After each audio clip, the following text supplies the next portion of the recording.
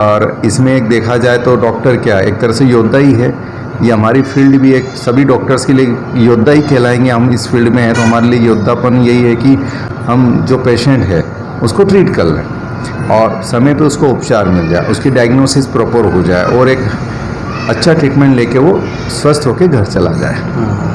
हमारे लिए बहुत प्रसन्नता की बात है कि पूरा मध्य प्रदेश इतना बड़ा है और 300 से अधिक तहसील मध्य प्रदेश में आती है। उन तहसील मुख्यालय पर हमारा जावरा है और अगर जावरा तहसील मुख्यालय का बाल चिकित्सालय 6वें स्थान को प्राप्त करता है, हम पूरे मध्य प्रदेश में 6ठे स्थान पर आए हैं। मैं जन जन की ओर से स्वास्थ्य विभाग की सेवा देने वालों का सम्मान करता हूं और उनको धन्यवाद देना चाहता हूं। हाँ, हमारे यहाँ पे जावरा जो तहसील मुख्यालय है और यही हमारी नई जो है MCH यूनिट बनी है, जिसको लगभग अभी 1 से 1.5 साल के करीबन हम लोग नई बिल्डिंग में वर्किंग कर रहे हैं और इंफ्रास्ट्रक्चर बेहतर होने के साथ साथ जो है और पेशेंट्स का लोड भी बढ़ा है और हमारी जो टीम है, डॉक्टरों की टीम है, भले ही जो है हमारे मैटरनिटी में है, बाकी गायनेकोलॉजिस्ट और पीडियाट्रिशियन जो है हमारे घनश्याम पाटीदार साहब, इसमें पूरी टीम वर्क जो है काम कर रही है, जिससे हम लोग जो है ज़्यादा से ज़्यादा जो हितग्राही हैं, मरीज़ हैं हमारे, उनको अच्छी से अच्छी सुविधा देने की कोशिश कर रहे हैं। और माननीय विधायक जी के प्रयासों से ये नई MCH यूनिट तैयार हुई है, तो इंफ्रास्ट्रक्चर अच्छे होने से जो है थोड़ा सा हमारे यहाँ पे वर्कलोड भी बढ़ा है और हम और बेहतर करने का कोशिश कर रहे हैं। Audio jump.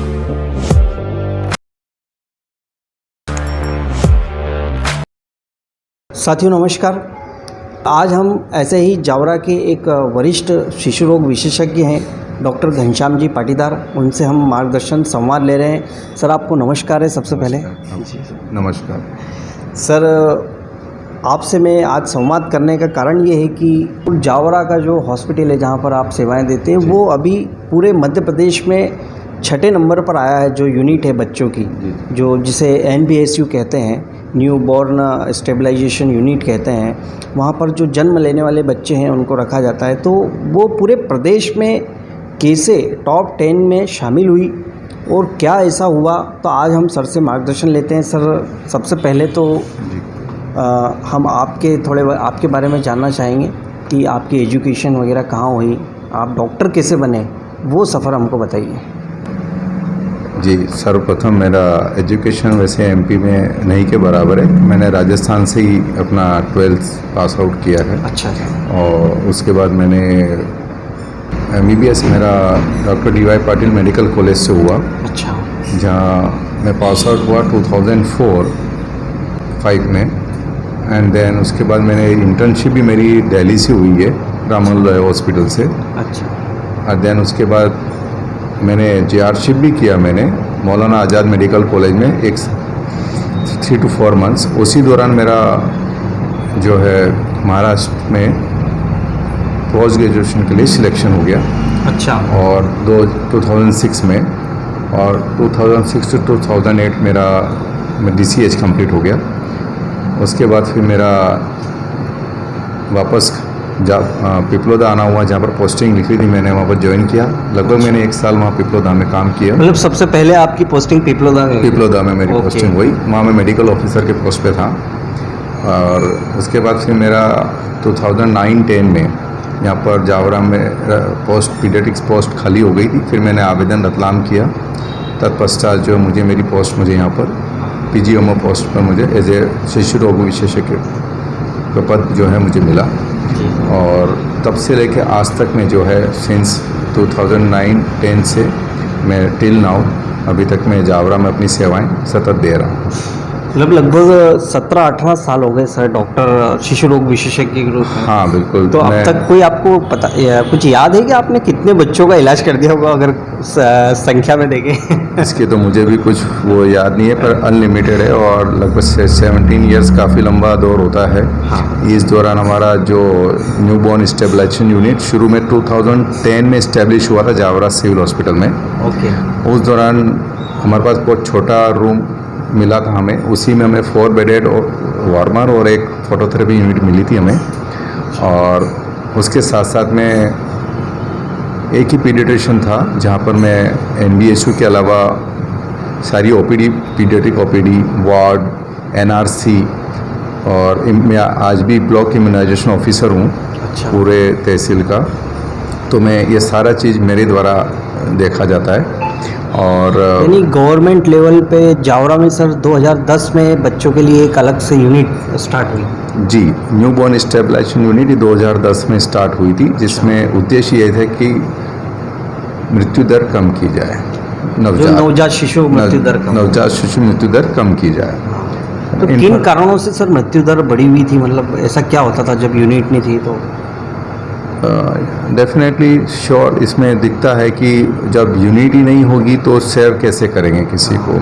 और बच्चों को इमीडिएट बर्थ के बाद बहुत सारी डिफ़िकल्टीज़ होती है। बच्चा नहीं रोया, कम वजन है और नहीं रोने से झटके भी आ रहे हैं। अच्छा। उसके बच्चे फिर सांस लेने में तकलीफ़ हो रही है। ऐसे बच्चों को टैकल करने के लिए एक स्टेबलाइज यूनिट, प्रॉपर यूनिट होना बहुत ज़रूरी होता है, जो हमारे पास पहले नहीं थी। ये आने के बाद काफ़ी हमने मेहनत की और इससे काफ़ी बच्चों को उपचार मिला इसमें। और समय के साथ साथ हमने लगभग अराउंड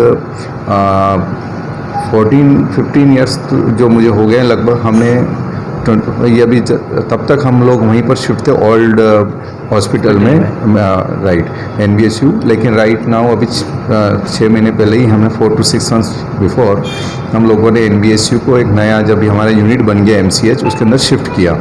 उसके बाद से हमारे रिजल्ट्स बहुत अच्छे इम्प्रूव हुए। अच्छा। एडमिशन भी बहुत अच्छे हो रहे हैं, साथ साथ उनको ट्रीटमेंट भी प्रॉपर वे में सब प्रोटोकॉल के थ्रू मिल रहा है। आसपास के क्षेत्र में भी जब इसका स्टेब्लिशन होने के बाद ताल, बड़ावदा, ढोडर, यानी पूरा जावरा का पूरा आसपास का आसपास क्षेत्र की जो डिलीवरीज हैं जब बच्चे अफेक्टेड होते हैं, जो लगभग 100 किलोमीटर के एरिया के 50 किलोमीटर तो मैं 50 कहता हूँ कि किलोमीटर। इस एरिया के बच्चे हमारे पास NBSU में आते बहुत हैं। बड़ी बात है। और हमारी कोशिश रहती है कि उनको हम ट्रीट कर लेते हैं कुछ जितना हो सकता है। जो रेफरल उसी के बच्चों को किया जाता है जो यहाँ के लायक नहीं होता है, जिसको आगे की नीड्स होती है। सो इस कंडीशन में हमने काफ़ी अच्छे से इम्प्रूविंग काम किया है यहाँ पर। हमारा स्टाफ भी इसके लिए काफ़ी एक्सपर्ट हो चुका है और उनको कैसे डील करना है पेशेंट आते से ही, किस उस बच्चे के साथ उसको शुरुआती फेज़ में ही उसको क्या करना है। आज मेरे जो स्टाफ है काफ़ी अच्छे से अपने आप को इम्प्रूव कर लिया है।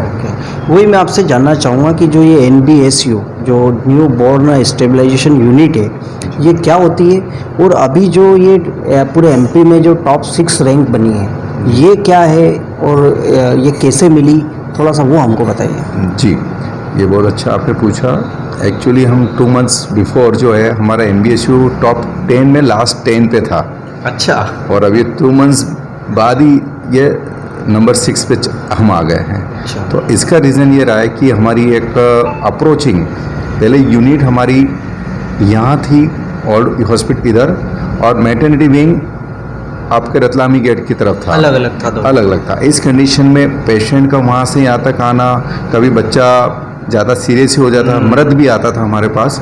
लेकिन आज ऐसी स्थिति है कि हम उसको अर्ली आइडेंटिफाई कर लेते हैं। हमारे रेगुलर राउंड्स होते हैं मैटरनिटी में, डिलीवरी होती है, बच्चा कुछ दिक्कत होता है, सिस्टर्स मुझे कॉल करती है, हमारे डॉक्टर्स भी कॉल कर देते हैं, मैं चला जाता हूँ और तब तक उसको NBSU में शिफ्ट कर दिया जाता है।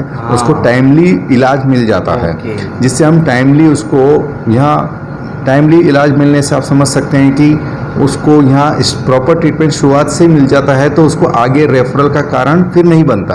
उसको हम इनिशियल फेज में अच्छा ट्रीटमेंट उसको प्रोवाइड कर देते हैं। यानी सबसे पहला तो यही है कि सरकार को धन्यवाद कि उन्होंने जो है एक ही जगह पर ये सारी चीज़ें कर दी, क्योंकि जावरा में वास्तव में रतलामी गेट पे महिला अस्पताल हुआ करता था, वहाँ से बच्चे को लेकर आना और फिर NBSU यूनिट तक जाना, और उसमें जो टाइम होता था उसमें बच्चे की डेथ भी हो जाती थी। ये आपका बिल्कुल सही है, काफ़ी बार ऐसा हुआ है और इसके रिज़ल्ट बहुत अच्छे मिले कि एक ही छत के नीचे दोनों काम हो रहे हैं। और ये ओवरऑल आप जो नंबर 6 पे आने का एक ये था कि हमारे पास एडमिशन अच्छे हुए। एडमिशन अच्छे होने के साथ साथ हमारे रेफरल भी कम हुए। साथ साथ जो बच्चे का रुकने का जो समय है लगभग 4 दिन का है, और हमारे बेड ऑक्यूपाई रहते हैं। इसका मतलब है कि हमारे बेड खाली नहीं रहते हैं। इसका कितने बेड है सर अभी? 4 बेडेड है। अच्छा, और 2 वार्मर है हमारे पास अभी। तो उस पे क्या मशीनें? फोटोथेरेपी यूनिट्स हैं 2। ओके, तो जैसे ही बच्चा आता है जो, तो क्या होता है वहाँ पे अंदर आने के बाद उसकी क्या प्रोसेस शुरू होती है, क्या एक सिस्टम रहता है? जी, जैसे बेबी आता है सिस्टर उसको प्रॉपर वे में उसको हैंडल करती, रिसीव करती है। उसके बाद मशीन में ले लिया जाता है, उसका टेम्परेचर चेक किया जाता है, उसकी कंडीशन कैसी है उसको असेस किया जाता है, उसको बच्चा ठंडा है गर्म है उसके अनुसार उसको ट्रीटमेंट ऑक्सीजन नीड है या नहीं है, उसको टेम्परेचर सेट करने के पश्चात उसको क्या नीड है उसकी शुगर टेस्ट इमीडिएट की जाती है। कोई भी बच्चा आता है उसको इनिशियल इन्वेस्टिगेशन जो हमारे बेड साइड होता है वो ब्लड शुगर सबसे पहले की जाती है। उसका उसी दौरान उसका ब्लड सैंपल लेके हम फॉरवर्ड कर देते हैं। जो सुविधा आजकल हमारे पास बहुत अच्छी है कि इमीडिएट इन्वेस्टिगेशन हो जाता है और उसके पश्चात उसका नेक्स्ट ट्रीटमेंट हम उसको प्रोसीड करते हैं आगे। अच्छा, तो सर ये जो यूनिट टॉप 6 आई है अभी अवार्ड मिला, तो ये क्या ईयरली मिलता है या 6 मंथ में मिलता है, इसका कोई टाइम पीरियड रहता है या क्या होता है इसमें? सर अब तो ऐसा हो गया कि हर 3 मंथ्स में हमारे अपडेशंस होते हैं। ओके, तो हमें उसमें लगा ही रहना है कि अच्छा कार्य करते हाँ। रहो। हमें कहीं 7वें में आ गए तो फिर हमें ही गिल्टी फील होगा। सो हमें कुछ ना कुछ अच्छा करते ही रहना है कि इस लेवल पर बने रहें। तो ये ऐसा नहीं कि ईयरली होता है, ये हमारे अब तो सिस्टम है कि लगातार 2-3 मंथ्स में हमें तैयार रहना है, हमें पीछे नहीं होना है। राइट, यानी टॉप से 10 में जो है जावरा बना ही रहता है, जावरा की जो यूनिट है वो। मेरे ख्याल से शुरू से हम कभी पीछे नहीं रही है। क्या बात है। कभी नहीं रहे हम लोग पीछे, और कभी भी आज तक हमारे को इस चीज़ के लिए कि जावरा का एनवीएचयू काम नहीं कर रहा है, हाँ, ऐसा आज तक नहीं हुआ। हाँ। तो सर ये जो NBSU यूनिट आई जावरा में, जी, लेकिन सर जो इनके आने से शिशु मृत्यु दर है वो कैसे कम हुई? मतलब शिशु मृत्यु दर पहले क्या थी और अभी क्या है, अगर थोड़ा कुछ आप। हाँ, इम्प्रूवमेंट बहुत अच्छा हुआ है, मृत्यु दर अब कम हो गई है। जी जी। तो अब थोड़ा सा मैं ये जानना चाहूँगा सर कि आप इसको आगे कैसे मेंटेन रखेंगे और ऐसा क्या करें गर्भवती महिलाओं के जो बच्चे जन्म लेते हैं वो कमज़ोर ना हो, क्योंकि आप शिशु रोग विशेषज्ञ हैं, तो आपकी इसमें क्या सलाह रहेगी? वाजिब है कि जब प्रेगनेंसी डायग्नोस हो जाए उसके बाद तो गायनेकोलॉजिस्ट के टच में रहना ही चाहिए, और माताओं को ये बात ध्यान रखना है कि अपने पूरा ट्रीटमेंट जो है जो गायनेकोलॉजिस्ट ने आपको एडवाइस किया है उसके थ्रू जाना चाहिए, और जो प्रॉपर केयर वो कर सकती हैं उतना खुद के लिए भी सही है, और जो आने वाला बेबी है जो पेट में है उसके लिए भी बहुत सही रहता है, और डिलीवरी के टाइम उसको डिफ़िकल्टीज नहीं होती है, और एक हेल्दी बेबी की हम उम्मीद करते हैं।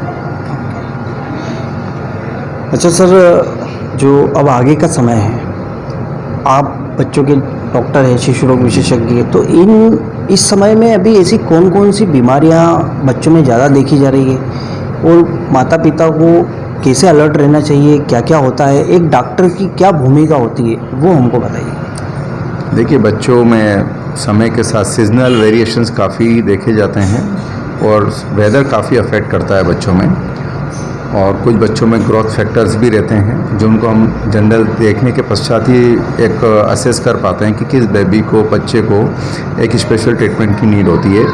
अदरवाइज़ ऐसे केसेस हमें अब कम मिलते हैं, क्योंकि शुरू से ही बच्चों को एक अच्छी देखभाल, माताओं कोई देखभाल के साथ साथ बेबी का भी देखभाल हो जाता है, तो उसको एक स्पेसिफिक ट्रीटमेंट की नीड्स कम होती है। साथ साथ जैसे जैसे सीज़न चेंज होते हैं तो हमारे पास मैक्सिमम बच्चे सीजनल आते हैं। अब अभी हमारे पास राइट नाउ केसेस जो आ रहे हैं, डायरिया के बहुत केसेस आ रहे हैं। अच्छा। अब जैसे वेदर चेंज हुआ तो हमारे पास कफ कोल्ड के, न्यूमोनिया के केसेस आ जाते हैं। जैसे जैसे टेम्परेचर चेंज होता है, variation of weather is there, patient उसी अनुसार आते हैं। बहुत गर्मी रहती है तो हमारे पास लू के बच्चे आते हैं। उस दौरान बच्चे काफ़ी कहते हैं दस्त उल्टी के साथ साथ एकदम डिहाइड्रेशन में भी आते हैं।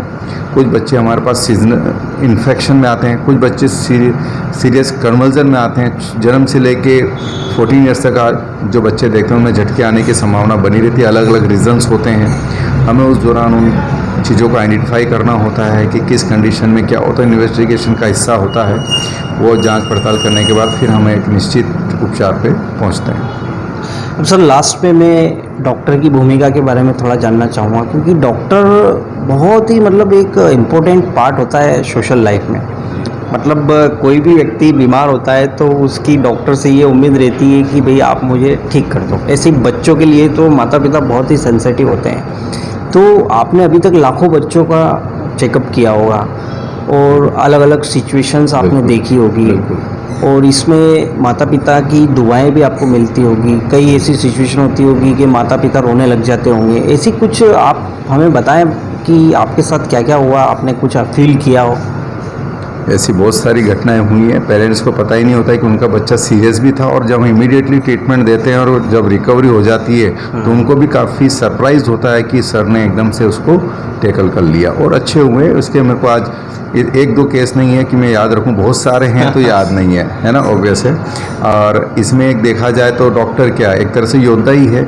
ये हमारी फील्ड भी एक सभी डॉक्टर्स के लिए योद्धा ही कहलाएंगे। हम इस फील्ड में हैं तो हमारे लिए योद्धापन यही है कि हम जो पेशेंट है उसको ट्रीट कर लें और समय पे उसको उपचार मिल जाए, उसकी डायग्नोसिस प्रॉपर हो जाए और एक अच्छा ट्रीटमेंट लेके वो स्वस्थ होकर घर चला जाए।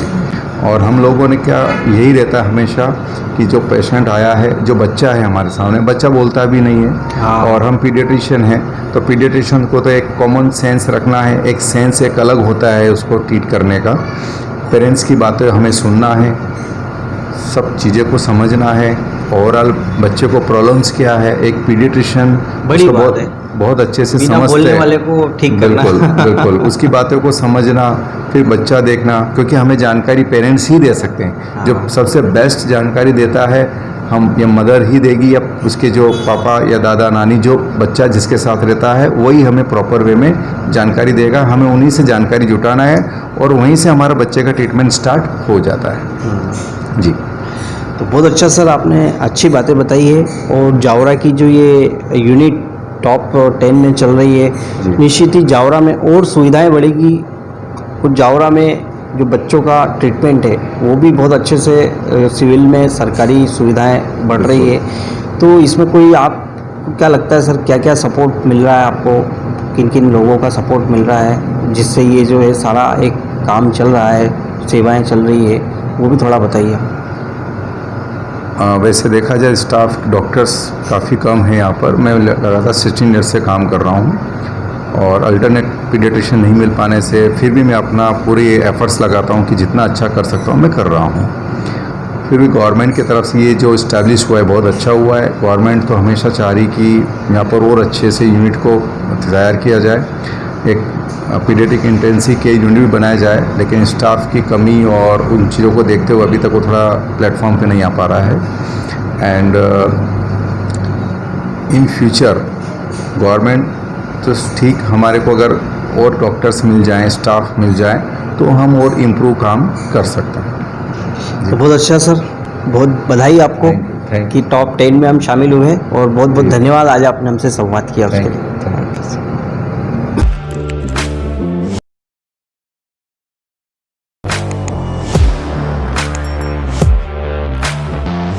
रूप से मन में बहुत संतोष होता है अगर आम आदमी, जन आम जनता विश्वास भी देती है, आशीर्वाद भी देती है और जिम्मेदारी सौंपती है, तो उन जिम्मेदारियों का निर्वहन पूरी ईमानदारी के साथ में करने की कोशिश की जाना चाहिए। और मैं लगभग प्रयास करता हूं कि वह सारे कार्य जो आम जनता के लिए आवश्यक है, जन के लिए जो जरूरी है, जो जन कठिनाइयां, जन आवश्यकताएं हैं और जो जन समस्याएं हैं, उनको प्राथमिकता के साथ में कैसे निराकरण कर सके, ये करने का प्रयास कर रहा हूं। विभिन्न क्षेत्रों में, क्षेत्र भर में अनेक कार्य किए हैं, लेकिन आपने उल्लेख किया है स्वास्थ्य के क्षेत्र का। तो स्वास्थ्य के क्षेत्र में हमारा जावरा विधानसभा क्षेत्र विगत वर्षों से जब हमने कार्य प्रारंभ किया, जब से मुझे जिम्मेदारी मिली, मैं धन्यवाद ज्ञापित करना चाहता हूं माननीय मुख्यमंत्री डॉक्टर मोहन यादव जी का और तात्कालिक मुख्यमंत्री माननीय शिवराज सिंह जी चौहान का, केंद्रीय कृषि मंत्री महोदय का भी, कि उन्हीं के आशीर्वाद से हमने जावरा विधानसभा क्षेत्र में, चाहे नगर का क्षेत्र हो चाहे ग्रामीण क्षेत्र हो, स्वास्थ्य सुविधाओं को सुधारने का, उन्हें आगे बढ़ाने का, उन्हें उन्नत करने का, संसाधन जुटाने का, और वहां पर अगर कहीं मानव या जैसे कहा जाए चिकित्सकों की आवश्यकता है, नर्सेस की आवश्यकता है, वार्ड बॉय की, ड्रेसर की आवश्यकता है, उपकरण की आवश्यकता है, उन सारी आवश्यकताओं को प्राथमिकता देते हुए पूर्णता प्रदान की है। हमने पिपलोदा में भी सिविल हॉस्पिटल की मंजूरी लेते हुए वहां पर सिविल हॉस्पिटल का निर्माण कार्य चल रहा है, जो बहुत बड़ी उपलब्धि है ग्रामीण क्षेत्र के लिए। तो इसी के साथ साथ में एक क्षेत्रीय 5.5 करोड़ रुपए का जावरा ब्लॉक में भी हमने रिंग रोड में स्वीकृति ली है, उसका भी निर्माण कार्य अब अंतिम चरण में है। तो इसी के साथ साथ में चाहे स्वास्थ्य सामुदायिक केंद्र हो या उस स्वास्थ्य केंद्र हो, वो अब जावरा ब्लॉक में पिपलोदा ब्लॉक के अनेक गांवों में, मैं उसका उल्लेख करूंगा तो काफी समय लगेगा, अनेक गांवों में हमने भवनों की स्वीकृति लेते हुए वहां पर भवन के कार्य कुछ स्थानों पर पूर्ण हुए, कुछ स्थानों पर अपूर्ण है और कुछ स्थानों पर अप्रारंभ है। लेकिन कुछ ही समय में, कुछ ही माहों में वे सारे कार्य पूर्ण हो जाएंगे। वहां पर भी हमने चिकित्सकों की व्यवस्था की है, स्टाफ की व्यवस्था की है, संसाधनों की व्यवस्था की है। तो यह सक्षम होते हुए हमारा पूरा ग्रामीण क्षेत्र और नगरीय क्षेत्र बढ़ता जा रहा है। जावरा नगर के सिविल हॉस्पिटल को हमने पूरी तरह से उन्नत करते हुए, उसकी पूरी तरह से संरक्षण करते हुए, उसका पूरी तरह से जीर्णोद्धार करते हुए वहां पर दो डायलिसिस मशीन, वहां पर 2 ऑक्सीजन प्लांट, वहां पर फिजियोथेरेपी सेंटर, वहां पर अत्याधुनिक 2 करोड़ रुपए की लैब, जहां पर ब्लड की, यूरिन की, स्पुटम की अनेक जांचें, लगभग 147 प्रकार की जांचें की जाएगी, वह करने का कार्य किया है। तो इसी के साथ साथ में 2 ऑक्सीजन प्लांट हो जाने के कारण हमने 120 बिस्तरों को सीधे ऑक्सीजन की पाइपलाइन से बिस्तर तक, बेड तक जुड़वाने का काम किया है, ताकि किसी भी मरीज को अगर ऑक्सीजन की जरूरत पड़े तो तत्काल उनकी व्यवस्था की जा सके। एक नया हमने महिला और बाल चिकित्सालय एक ही स्थान पर, नीचे महिला चिकित्सालय, ऊपरी मंजिल पर बाल चिकित्सालय, हमारी माता बहन बहू बेटियां वहां पर पहुंचे, उन्हें अच्छा इलाज मिले। और इसी के साथ में अगर कोई डिलीवरी के लिए वहां पर पहुंचता है तो नीचे वहां पर उसके डिलीवरी अच्छे ढंग से परिवारजनों के सहयोग से, अच्छे चिकित्सकों के मार्गदर्शन में हो जाए। एक धर्मशाला को भी हमने खाली करवाया है, वो धर्मशाला में रहने के लिए परिवारजनों की व्यवस्था हो जाए। डिलीवरी होने के पश्चात अगर नवजात हमारे बालक या बालिका, जो घर परिवार में खुशी आती है, उसे किसी उपचार की जरूरत हो तो ऊपरी मंजिल पर ही बाल चिकित्सालय हमने बनाया है। हमारे लिए बहुत प्रसन्नता की बात है कि पूरा मध्य प्रदेश इतना बड़ा है और 300 से अधिक तहसील मध्य प्रदेश में आती है। उन तहसील मुख्यालय पर हमारा जावरा है, और अगर जावरा तहसील मुख्यालय का बाल चिकित्सालय 6वें स्थान को प्राप्त करता है, हम पूरे मध्य प्रदेश में 6ठे स्थान पर आए हैं।